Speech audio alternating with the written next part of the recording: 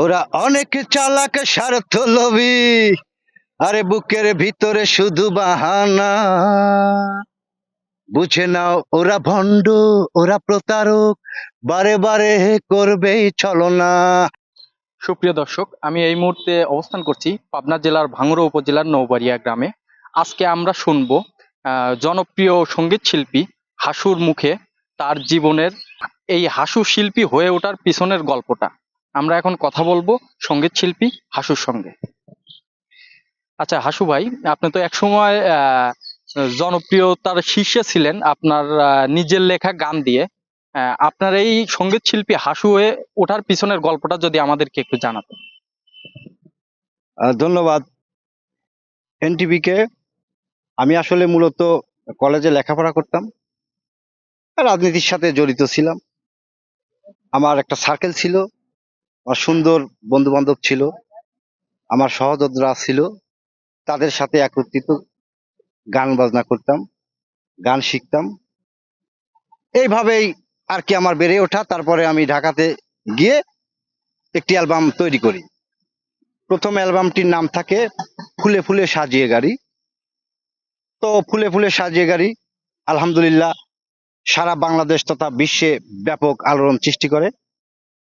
তো আমার ওই প্রথম গান ছিল ফুলে ফুলে সাজিয়ে গাড়ি, হাসতে পারে বোবা লোকে। তারপরে দ্বিতীয় অ্যালবাম, বর্তমানে যে গানটি ভাইরাল, যে কলমে কালি থাকে না, ব্যাপক ভাইরাল। তো আমার ভক্ত শ্রোতাদের ভালোবাসায় আসলে আমি আজ আপনাদের সামনে দাঁড়াতে পেরেছি, এজন্য আমি আপনাদের অসংখ্য ধন্যবাদ জানাচ্ছি। প্রথম গানটি ছিল হাসতে পারে বোবা লোকে গাইতে পারে না, হাসতে পারে বোবা লোকে গাইতে পারে না, ওরা দুই চোখ দিয়ে দেখতে পারে বলতে পারে না, হাসতে পারে, হাসতে পারে বোবা লোকে গাইতে পারে না, ওরা দুই চোখ দিয়ে দেখতে পারে বলতে পারে না, হাসতে পারে, হাসতে পারে বোবা লোকে গাইতে পারে না। এটা প্রথম অ্যালবামের গান ছিল, ব্যাপক ভাইরাল। তারপরে বর্তমানে যে আপনার একটি নাটকেও আসছে গানটি, বর্তমানে ব্যাপক ভাইরাল, যে কলমে কালি থাকে না। এই গানটির গীতিকার, সুরকার এবং শিল্পী আমি নিজেই। ওই গানটি একটু শোনাবো আমি। যে কলমে কালি থাকে না, সে কলম দিয়ে লেখা যায় না, যে বাগানে ফুল ফোটে না, সে বাগানে ভ্রমরও বসে না, তোমার মন যে পাথরে গড়া, তোমার মন যে পাথরে গড়া, তাই তো ভালোবাসা হলো না, যে কলমে কালি থাকে না, সে কলম দিয়ে লেখা যায় না, যে বাগানে ফুল ফোটে না, সে বাগানে ভ্রমরও বসে না। আমার ওই গান, এই গানগুলোর পিছনে যারা আমাকে সার্বিক সহযোগিতা করছেন, আমার সহযোদ্ধা সাথী আমার সাথেই আছেন, ইনিকে একটু আমি আমার সামনে হাজির করছি, আখিরুজ্জামান মাসুম। আমি মাসুমকে একটু আমার সামনে আসার জন্য অনুরোধ করছি। আসলে আমরা একত্রিত ভাবে ব্রেঞ্চে বাজনা তুলে গান বাজনা করেছি, অনেক গান করেছি। ও নিজেও একজন রাজনীতিবিদ, তারপরেও আমার সাথে গান গাইতো, অনেক স্টেজে আমরা একসাথে গান গাইতাম।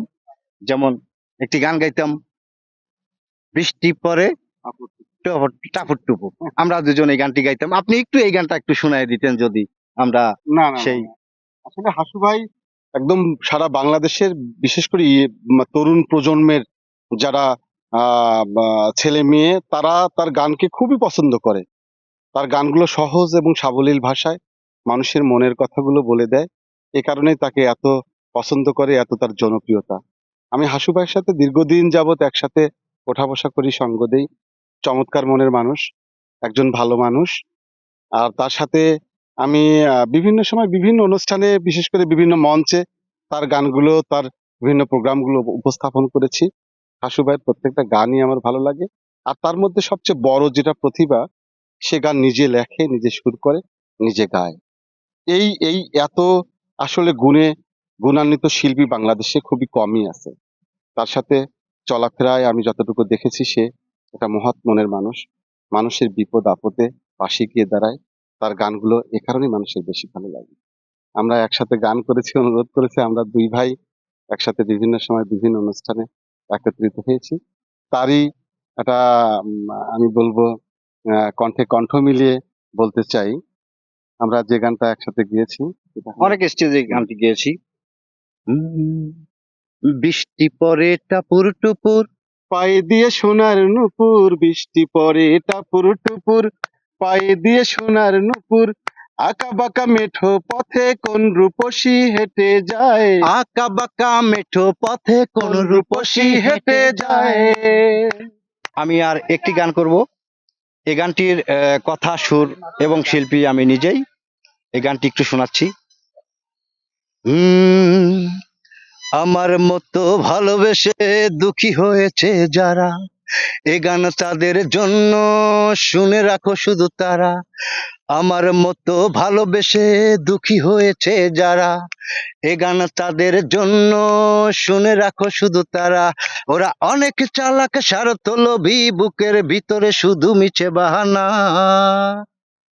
বুঝে নাও ওরা ভণ্ড, ওরা প্রতারক, বারে বারে করবেই ছলনা।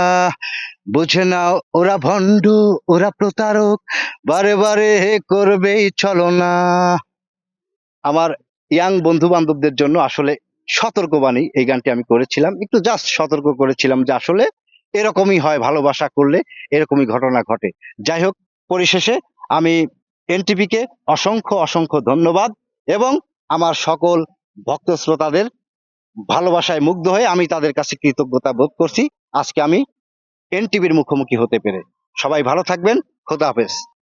সুপ্রিয় দর্শক, এত সময় আমাদের সঙ্গে ছিলেন বাংলাদেশের জনপ্রিয় সঙ্গীত শিল্পী হাসু। ধন্যবাদ আপনাদের সবাইকে।